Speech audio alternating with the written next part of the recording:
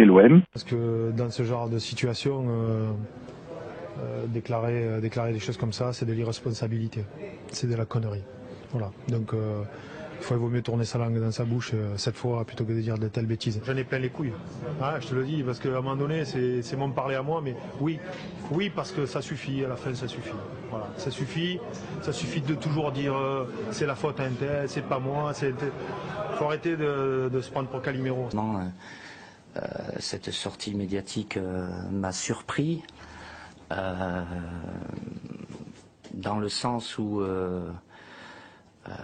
jamais depuis que je suis dans le milieu professionnel, c'est-à-dire 27 ans, je n'ai pu entendre des propos injurieux à mon égard comme ça a été le cas. Dans le foot, moi j'en ai marre de voir ce genre de comportement. Moi ces comportements de chiffonnier dans le football, ça me fatigue.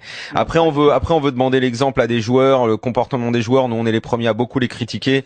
Parfois on parle même de racailles, mais quand les dirigeants se comportent pire que des racailles, ça fait pas avancer notre football quoi. Et comme on dit jamais rien parce que le corporatisme veut que tout le monde se la ferme parce que c'est le business, bon bah continuons comme ça alors.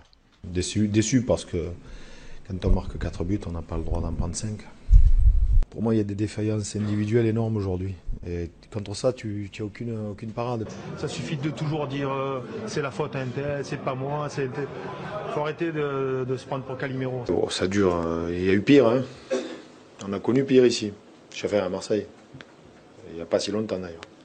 Voilà, ce club, je l'ai dit, c'était une anomalie et est resté pendant plus de 17 ans sans titre, depuis le titre de champion d'Europe. Donc je suis très fier avec les joueurs, évidemment, d'avoir pu regagner des titres. On en a gagné 6 en 3 ans. Donc voilà, quand on est à Marseille, c'est évidemment pour réussir.